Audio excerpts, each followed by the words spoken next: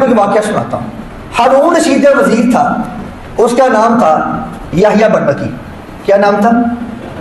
یحییٰ. آپ کی توجہ پوری ہے نا, مجھے آپ کی پوری توجہ چاہیے. یحییٰ برمکی وزیر تھا, اور یحییٰ برمکی نے دیکھا کہ میں تو دین کی خدمت نہیں کر سکتا, میں دین سیکھنے سکھانے کا میرے پاس ٹائم نہیں ہے, کیوں نہ میں ایک کام کروں, میں سفیان بن عیینہ رحمہ اللہ جو بہت بڑے امام تھے, اس نے کہا حضرت 1000 دینار میں آپ کو ماہانہ دوں گا.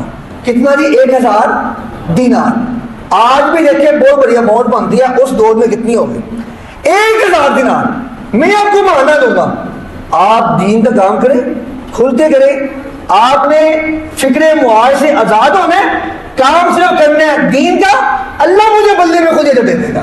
کس نے کیا؟ وزیر نے, یحییٰ برمکی نے سفیان بن عیینہ رحمہ اللہ کو فکر معاش سے آزاد کر دیا. کرنے کے بعد اب یحییٰ برمکی کیا کرتے ہیں؟ روزانہ تہجد کی نماز میں اللہ سے دعا کرتے ہیں. کیا کرتے ہیں؟ اللہم ان یحییٰ کفانی فی عمر دنیایا فکفی فی عمر آخرتی. اللہ یحییٰ نے مجھے فکر معاش سے آزاد کر دیا ہے, اللہ تو اس کو جہنم سے آزاد کر دے. اے سودا مند ہے, 1000 دینار ماہانہ دے بدلے کی جنت.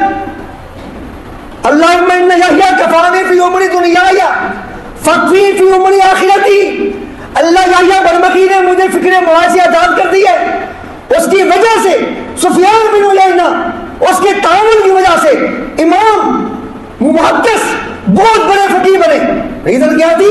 پیچھے یحییٰ برمکی نے ان کو فکر معاش سے آزاد کر دیا. وہ دعا کرتے ہیں اللہم ان یحییٰ کفانی فی عمر دنیایا فکفی فی عمر آخرتی. اللہ مجھے یحییٰ برمکی نے فکر معاش سے آزاد کر دیا, اللہ تو اس کو جہنم سے آزاد کر دے.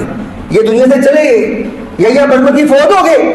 ایک بندے کو خواب آیا, اس نے پوچھا اللہ نے تیرے ساتھ کیا سلوک کیا ہے؟